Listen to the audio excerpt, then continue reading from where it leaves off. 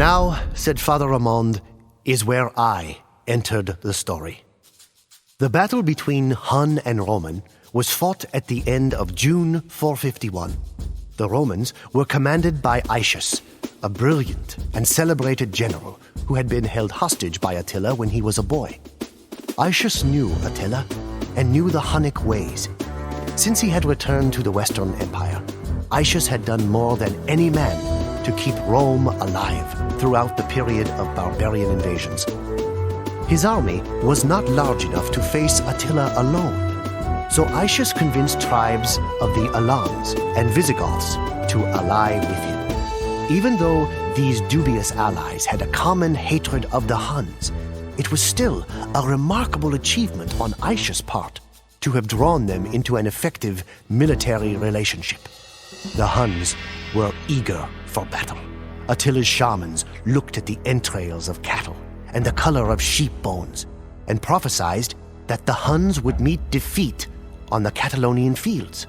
However, they also foresaw that the commander of the opposing force would be killed. Attila must have thought this a fair trade, because he brought battle to Aetius and the Goths. Before blood was drawn, Attila stood before his assembled troops, clutching the sword of Mars in his fist. He told them, "It is a right of nature to glut the soul with vengeance. I shall hurl the first spear at the foe. If any man can stand at rest while Attila fights, he is a dead man."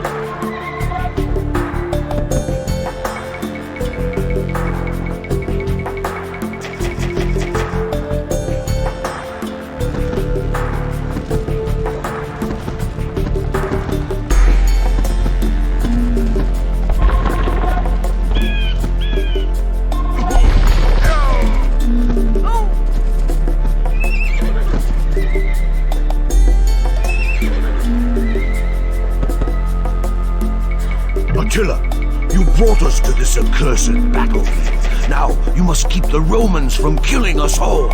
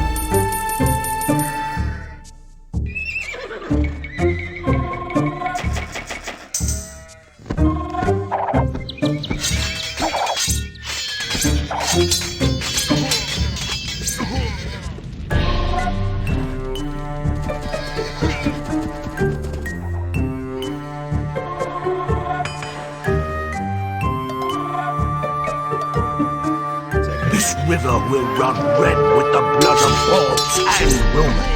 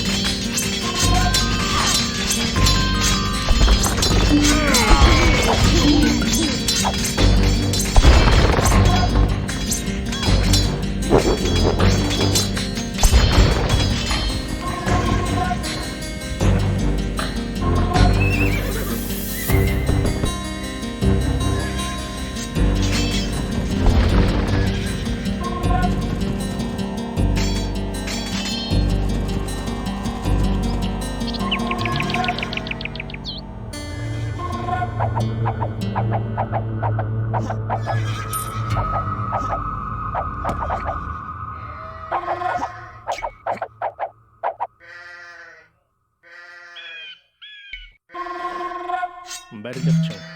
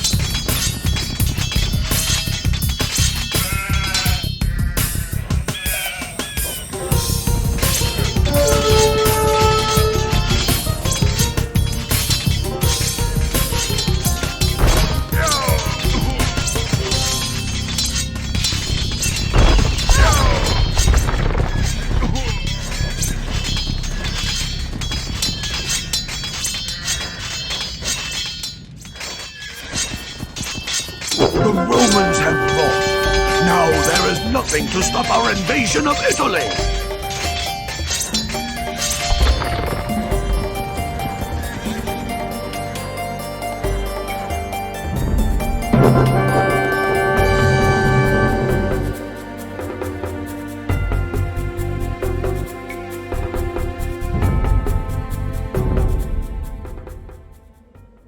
It was a catastrophic battle.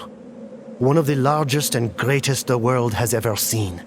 The stream was turned to a torrent by the rushing of blood. I pity those that were forced to slake their thirst from it. Cadavera vero innumera, the Romans said afterwards. Truly countless bodies. Perhaps 300,000 men were left dead on the Catalaunian fields. It is said the ghosts of those killed continued to fight for several days. I passed within inches of the fell Hun king as he stalked the battlefield, trying to determine which of his chieftains and allies yet lived, when he found me huddled beneath my shield. I made my peace with God, but Attila did not seek my decapitation. He saw that I was a holy man and ordered me to join his retinue of foreign advisors. That is how you know so much of the Huns, I offered. The priest nodded. Despite the carnage, the outcome of the legendary battle was unclear. Attila had lost much of his cavalry, but the Romans' entire army was destroyed. For a time, no one knew if the Hun king would continue to pursue the hand of Honoria. But what of the prophecy? I asked. Did Aetius die on the battlefield? Nay, it was Theodoric the Goth, not Aetius, who died and fulfilled the prophecy. Aetius knew that if he utterly destroyed the Huns, then the Visigoths would have no need for a Roman alliance, and Rome would face yet another barbarian threat. And so, Aetius retired from military life, hoping that the outcome of the Catalaunian fields would leave the Huns and Goths in a stalemate, hoping that he had done enough to save his empire.